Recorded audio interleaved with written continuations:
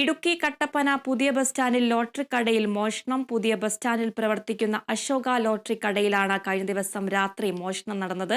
1 ലക്ഷത്തോളം രൂപയും 3.5 ലക്ഷം രൂപയുടെ ലോട്ടറിയും മോഷ്ടാവ് അപഹരിച്ചു.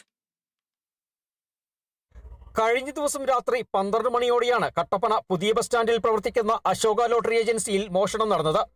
കടയുടെ താഴെ തകർത്ത് അകത്ത് കയറിയ മോഷ്ടാവ് കടയിൽ സൂക്ഷിച്ചിരുന്ന 1 ലക്ഷത്തോളം രൂപയും 3.5 ലക്ഷം രൂപയുടെ ലോട്ടറിയും മോഷ്ടിച്ചു കൊണ്ടുപോയി. രാവിലെ ജീവനക്കാർ കട തുറക്കാനെത്തിയപ്പോഴാണ് മോഷണ വിവരം അറിഞ്ഞത്.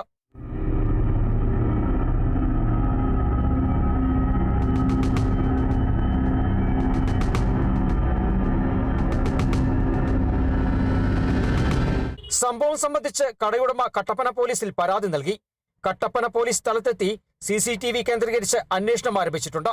ഇന്നലെ രാത്രിയിൽ 12 മണിക്ക് ശേഷം എൻ്റെ കടയിൽ കള്ളം കയറിയത്. രാവിലെ വന്ന് കട തുറന്ന് 8 മണിയായപ്പോൾ കട തുറന്നപ്പോഴാണ് അറിയുന്നത്. അതുകൊണ്ട് 1 ലക്ഷം രൂപയോളം ക്യാഷും 3.5 ലക്ഷം രൂപയോളം ലോട്ടറി ടിക്കറ്റുകളും മോഷ്ടാവ് എടുത്തുകൊണ്ട് പോയിട്ടുണ്ട്. ഡോഗ് സ്ക്വാഡും വിരലടയാള വിദഗ്ധരും സ്ഥലത്തെത്തി പരിശോധന നടത്തി. അടുത്ത കുറച്ചു നാളുകളായി കട്ടപ്പനയുടെ വിവിധ മേഖലകളിൽ മോഷ്ടാക്കളുടെ ശല്യം വർദ്ധിച്ചിരിക്കുകയാണ്. വ്യാപാര സ്ഥാപനങ്ങളടക്കം കേന്ദ്രീകരിച്ച് നടക്കുന്ന മോഷണം വ്യാപാര മേഖലയെ പ്രതിസന്ധിയിലാക്കുകയാണ്.